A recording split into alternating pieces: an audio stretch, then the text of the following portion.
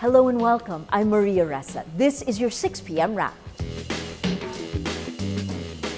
Philippine President Rodrigo Duterte launches a scathing attack against Senator Leila de Lima Wednesday. De Lima will lead a Senate probe on alleged extrajudicial killings in the administration's war on drugs. Duterte did not name de Lima in his speech at the 115th anniversary of the Philippine National Police, but refers to a senator who is, in his words, complaining about the anti-drug campaign. He says the senator is politicking, posturing, despite a very sordid personal and official life. Duterte's attacks are personal against the unnamed female senator, accusing her of having a driver and lover who accepted money from the drug lords at the National Bilibid prison. And here is a senator complaining when one day I will tell you that her driver herself, who was her lover, was the one also collecting money for her during the campaign.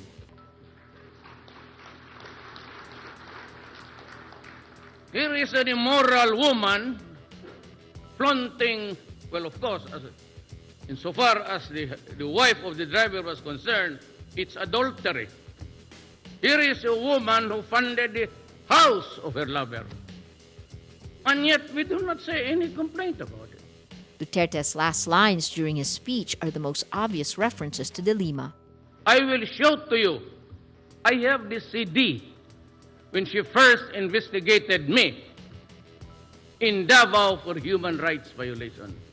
De Lima investigated Duterte, then a mayor, for alleged links to the Davao death squad when she was chair of the Commission on Human Rights. De Lima calls it character assassination. Ayoko nang patulan yan. I don't want to dignify that. It's so foul. It's character assassination. Pareho naman po kami professional ng Pangulo. Pareho rin po kami public servants. So sana hindi ho siya nagre-resort sa ganyan na mga foul means. In an impromptu interview with reporters, Duterte says, "You want to know the name? De Lima." Anti-graft court Sandiganbayan allows former President and now Pampanga Representative Gloria Arroyo to travel abroad in September. The Sandiganbayan also allows former First Gentleman Mike Arroyo to accompany his wife on the foreign trips. Arroyo filed a motion to travel last week to seek medical treatment and go on a vacation with her family. She's allowed to travel only to Germany and France. The court sets Arroyo's travel bond at 300,000 pesos and her husband's at 90,000 pesos. The Supreme Court acquitted Arroyo of plunder charges in July. Communist leader Jose Maria Sison thanks President Rodrigo Duterte for releasing National Democratic Front consultants from prison. Sison says, quote, "I'm grateful to President Duterte for his acts of goodwill to move forward the peace negotiations between his government and the NDFP.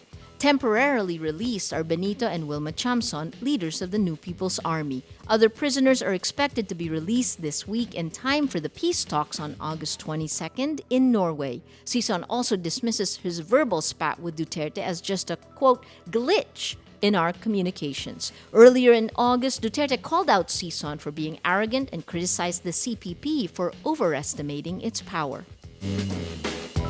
President Rodrigo Duterte slams the United Nations for backing a, quote, "stupid proposition." The UN Office on Drugs and Crime condemned Duterte's, quote, "apparent endorsement of extrajudicial killings in the Philippines." The UNODC then proposed that drug traffickers be brought to justice with the appropriate legal safeguards in line with international standards and norms.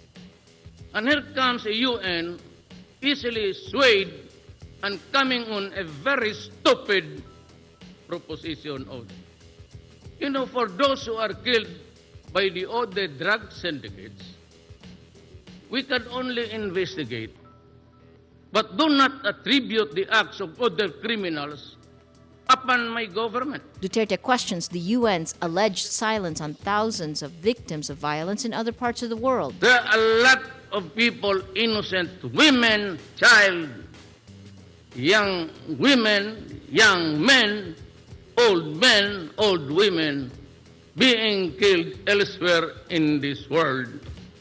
And I would like also to just say, why would the United Nations be so easy to be swayed into interfering in the affairs of this republic?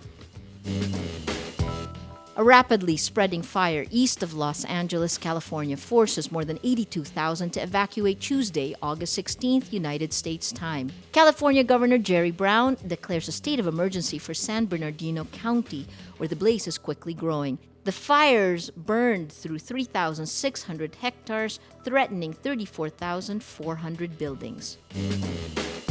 That's your 6 p.m. wrap. Join us again tomorrow for the day's top news. I'm Maria Ressa. Remember, tomorrow begins today.